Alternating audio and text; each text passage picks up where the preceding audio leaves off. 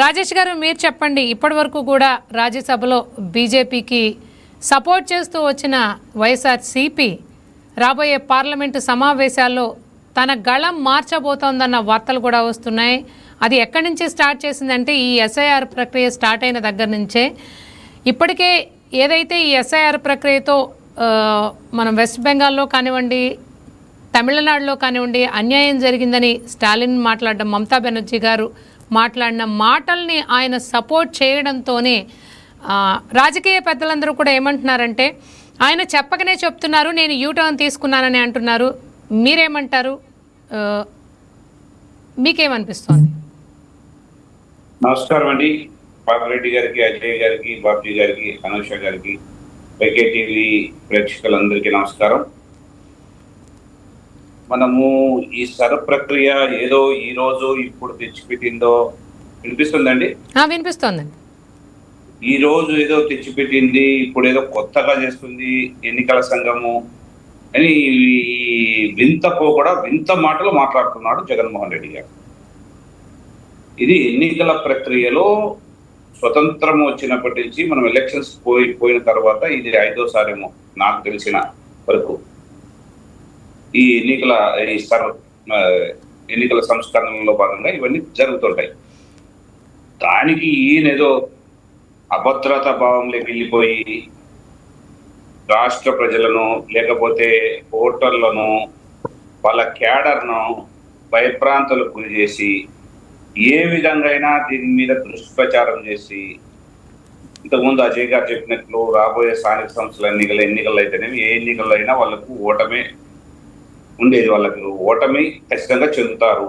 ఆ ఉద్దేశంతో ముందుగానే ఇవన్నీ ప్రజల్లోకి తీసుకెళ్ళి ప్రజల్ని వాళ్ళ క్యాడర్ని సమాయత్తం చేయడానికి ఈ మాటలన్నీ పనికొస్తాయి తప్ప ఎన్నికలు వచ్చినప్పుడు మాత్రమే ఆయన గెలిచినప్పుడు 2019లో ఆ రోజు ఏమన్నాడు, ఏం మాట్లాడాల ఈవీఎంల గురించి. ఈ 2024కి వచ్చేదలకే ఓడిపోయిన వారు ఏదో రకంగా మాట్లాడడం వాళ్ళకు అలవాటు అయిపోయింది. మమతా బెనర్జీ 15 సంవత్సరాలు అక్కడ పశ్చిమ బెంగాల్లో అరాచకమైన పాలన సాగించి ప్రజలందరినీ భయభ్రాంతులకు గురి చేసి రోహింగ్యాలను, బంగ్లాదేశీయులను వాళ్ళ రాష్ట్రంలోకి అక్రమంగా చొరబాటుదారులు వచ్చినా వాళ్లకు అల్లర్లు మాదిరి మేపి వాళ్ళకు సంక్షేమ అభివృద్ధి పథకాలు మన భారతీయులకు అందుకోకుండా చేసి 15 సంవత్సరాలు ఏకదాటిగా పాలన రాక్షస క్రీడలు చేసింది. చూస్తున్నాం మనము. ఇప్పుడు ప్రజలు ఏ విధంగా తిరగబడుతున్నారో వాళ్ళ నాయకుల మీద, వాళ్ళ చేసిన దుశ్చర్యల మీద ప్రజలే తిరగబడుతున్నారు. బీజేపీ కాదు, లేకపోతే ఇంకోరు కాదు, స్వచ్ఛందంగా ప్రజలే కోడిగుడ్లతో కొట్టే పరిస్థితికి వచ్చిందంటే ఏ రాష్ట్రంలో అయినా అటువంటి పరిస్థితి ఉందా? మీరు ఎంత దుర్మార్గాలు చేశారు, ఎన్ని దౌర్జన్యాలు చేశారు, ఎంత అవినీతి చేశారు, దానికి ఓడిపోయినారు. కానీ రాజేష్ గారు, ఈ రోజు మనం చూస్తే జగన్మోహన్ రెడ్డి గారు ఆయన కార్యకర్తలకు ఏం పిలుపునిచ్చారంటే మన ఓట్లను తారుమారు చేస్తున్నారు, కొల్లగొడుతున్నారు, మీరు సమాయత్తం కండి అని ఆయన పిలుపునిచ్చారు ఆయన క్యాడర్కు. అదేనండి అనూష గారు, ఇప్పుడు ఆయన అభద్రతా భావానికి ఇది పరాకాష్ట. ఆయన మాటలు చూస్తుంటే ఆయన పూర్తిగా అభద్రతా భావంలో ఉన్నాడు. రాజ్యాంగ వ్యవస్థల మీద ఆయనకు నమ్మకం ఉండదు, లేకపోతే రాజ్యాంగం మీద నమ్మకం ఉండదు. ఆయన చెప్పినట్టు జరగాల, ఆయన ఏది అనుకుంటే అది అమలు కావాలా అనే ధోరణిలో ఒక నియంత పోకడలను ఆయన తలపిస్తున్న ఈ రోజు మీరందరూ చూస్తున్నారు. ఆయన మాటల తీరు మనం అందరం గమనిస్తున్నాం, ప్రజలు గమనిస్తున్నారు. ఈరోజు సర్ అనేది స్పెషల్ ఇంటెన్సివ్ రివిజన్ ఎందుకు వచ్చింది? అన్ని రాష్ట్రాల్లో జరుగుతుంది, మన రాష్ట్రం ఒకటే కాదు. ఇప్పుడు దాదాపు 19 రాష్ట్రాలలో ఈ ప్రక్రియ మొదలు కాబోతుంది. కొన్ని స్టేట్లో రేపు నెల కావచ్చు, కొన్ని స్టేట్లు ముందుగా కావచ్చు, కొన్ని స్టేట్లు ఇంకో 2 నెలలకు కావచ్చు. దాదాపు 19 రాష్ట్రాలలో ఈ ప్రక్రియ మొదలు పెట్టినప్పటి నుంచి ఈయనకు గుబులు స్టార్ట్ అయింది. అంటే ఏదో విధంగా నేను ఈ ప్రజల్లో ఉండాలా, దీన్ని ఏదో రకంగా భయభ్రాంతులకు గురి చేయాలా. ఈ తమిళనాడులో ఈ విధంగా జరిగింది, లేకపోతే ఇంకో చోట ఈ విధంగా జరిగింది. ఎక్కడ ఏది జరగలేదండి.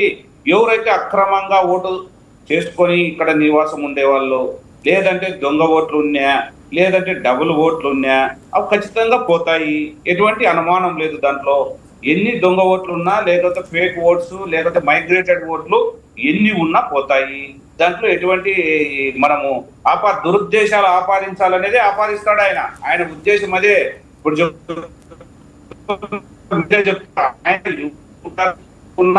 ఏ కారణం తీసుకున్నా మాకు నష్టమేమీ లేదు, రాష్ట్ర ప్రజలకు వచ్చిన నష్టం లేదు.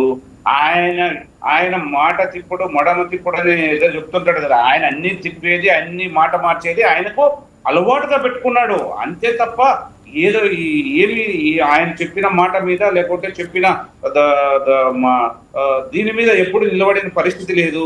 మాటలు మాత్రం భీకరంగా ఉంటాయి, గ్రౌండ్ లెవెల్లోకి వచ్చేదానికి ఏది ఉండదు.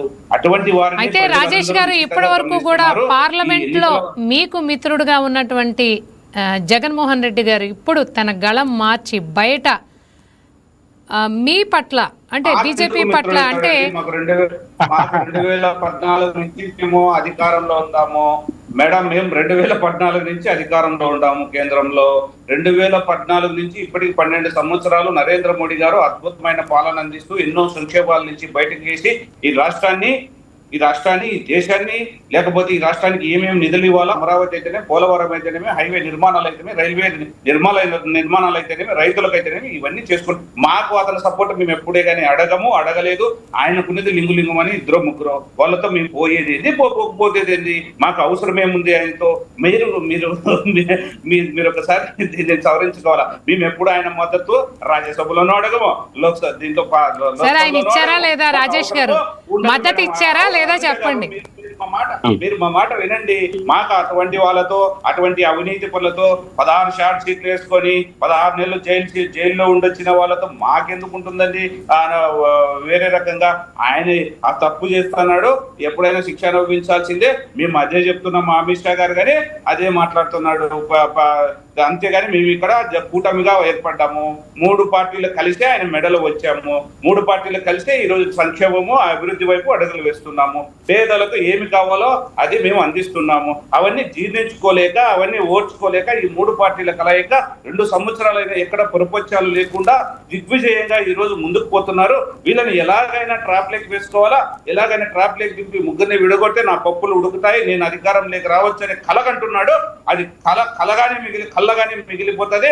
ఈ రాష్ట్రంలో అన్ని సంక్షేమ అభివృద్ధి ప్రాజెక్టులు అయిపోయేంత వరకు కేంద్ర ప్రభుత్వం మోడీ గారు ఈ రాష్ట్రానికి సహాయ సహకారాలు అందిస్తూనే ఉంటాడు. పవన్ కళ్యాణ్ గారు కానీ అదే రీతిలో ఈ రోజు ఉన్నాడు. వీళ్ళన్ని ఎన్ని మాటలు కల్లిబుల్లి మాటలు చెప్పి మా మధ్యలో ఏదో భేదాభిప్రాయాలు సృష్టించాలని చూసినా మేము మాత్రము ప్రజల అవసరాల కోసము, ఈ రాష్ట్ర బాగు కోసం కలిసి పనిచేస్తాం. మేము ఎప్పుడు రాష్ట్ర ప్రయోజనాల కోసం, దేశ ప్రయోజనాల కోసం పనిచేసే పార్టీ భారతీయ జనతా పార్టీ. అంతేకాని ఈయన ఇన్ని కేసులు పెట్టుకొని, ఈయన ఈడీ కేసులు, ఈయన సిబిఐ కేసులు, జైల్లో ఉండొచ్చి ఇప్పుడు మాకు నీతులు చెప్పి మా అవసరాలు తీర్చేది ఏంటండి? ఆయన మాకేం పడింది? అట్లాంటి వాళ్ళతో అటువంటి దుర్మార్గాలు, అక్రమాలు, అన్యాయాలు చేసి ఈ రోజు రాష్ట్రాన్ని అధోగతి పాలు చేసిన వ్యక్తితో మాకు సంబంధాలు అంటగట్టడం ఇది మంచి కాదండి. మాకు అటువంటి వాళ్ళతో ఎప్పుడు ఎక్కడ సంబంధాలు ఉండదు. మాకు అసలు మేము అతన్ని పట్టించుకున్న పాపాన ఏ రోజు పోలేదు.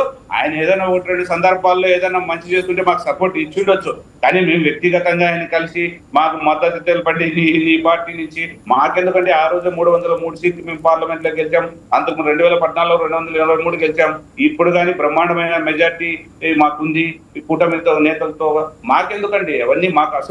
మాకు సంబంధాలే ఉండవు. మేము ఎప్పుడు మంచి కోరే వాళ్ళతో ఎవరితో అయినా స్నేహం చేస్తాం, అభివృద్ధిని ఆకాంక్షించే వాళ్ళతో స్నేహం చేస్తాం. కానీ ఇట్లాంటి దొంగలు లేకపోతే జైలు శిక్ష అనుభవించి వచ్చిన వాళ్ళను మేము పక్కన పెట్టుకుంటే పరిస్థితి బాగుండదు. ప్రజలందరూ ఇవన్నీ గమనిస్తున్నారు. ఎవరితో వెళ్తున్నారు, ఎవరు ఏం మాట్లాడుతున్నారు, ఈ రాష్ట్రానికి ఎవరు ఏం చేస్తున్నారు, చంద్రబాబు నాయుడు గారు ఈ పాలన ఏ విధంగా ఉంది, పవన్ కళ్యాణ్ గారు ఏ విధంగా సహాయ సహకారాలు అందిస్తున్నారు, పైన ఉన్న మోడీ గారు ఈ రాష్ట్రం అభివృద్ధి కోసం ఎన్ని సంక్షేమ అభివృద్ధి నిధులు ఈ రోజు కేటాయించారు, ప్రజలందరూ చూస్తున్నారు. ఈ రోజు టెక్నాలజీ పెరిగిపోయింది, లేకపోతే ఇంకోటి పెరిగిపోయింది. ఈయన మాటలు ఇప్పటికైనా కట్టిపెట్టి జరుగుతున్న సర్ని స్వాగతించి మీ కార్యకర్తలకు దిశానిర్దేశం చేసి బిఎల్ఓలతో సమన్వయం చేసుకొని బిఎల్ఏ టూలుగా మనం పార్టీల తరఫున ఒకరు ఉంటాం. ఒక బూత్ కు వాళ్ళందరూ కలిసికట్టుగా ఈ సర్ ప్రక్రియ ఎవరైతే దొంగ ఓట్లు ఉన్నాయో, లేకపోతే రోహింగ్యాల రూపంలో ఇక్కడ వచ్చి ఎవరైనా ఓటు చేసుకున్నా అటువంటి వాళ్ళని స్థానికంగా లేని వాళ్ళని మనం తొలగించే పరిస్థితి తీసుకుంటాం, కానీ మాకు ఎవరు ఓటు తీసేయటనో లేకపోతే ఎవరు ఓటు తొలగించాలనో అక్రమంగా మాకు ఉండదు. మేము సక్రమంగా ఉండే ఓట్లను ప్రతి ఒక్కరూ ఇక్కడున్న పెద్దలు బాబ్జీ గారు అయితేనేమి, లేకపోతే బాబిరెడ్డి గారు అయితేనేమి, అజయ్ గారు కానీ ఇంకోరు కానీ మేమందరం ఒకటే కోరుకుంటున్నాం, సక్రమైన ఓట్లు, నిజాయితీ అయిన ఓట్లు ఉండాల్సిందే. అక్రమంగా ఉన్న ఓట్లు, మైగ్రేటెడ్ ఓట్లు, లేకపోతే డబుల్ ఓట్లు ఉన్న ఓట్లు, దొంగ ఓట్లు, డెత్ ఓట్లు తీసేయాల్సిందే. అది మా యొక్క పాలసీ. దాన్ని పట్టుకొని మేము ముందుకు పోతున్నాం. కానీ ఏ రాష్ట్రంలో జరిగినా ఇదే విధంగా జరిగింది. స్టాలిన్ ఓడిపోయినాక ఓ రకము, మమతా బెనర్జీ ఓడిపోయిన సీఎంలకు ఏం పని ఉంది? ఏదో ఒకటి నిందేయాల కేంద్ర ప్రభుత్వం మీద, మోడీ గారి మీద, ఎన్డీఏ ప్రభుత్వాన్ని మీద. ఈ నిందలన్నీ మేము మోయడానికి సిద్ధంగా లేం. మీరు ఏం మాట్లాడినా మేము పారదర్శకంగా ప్రజల కోసం, ప్రజల బాగోగు కోసమే పనిచేస్తామని తెలియజేసుకుంటున్నాను అనుష గారు. ఓకే రాజేష్ గారు.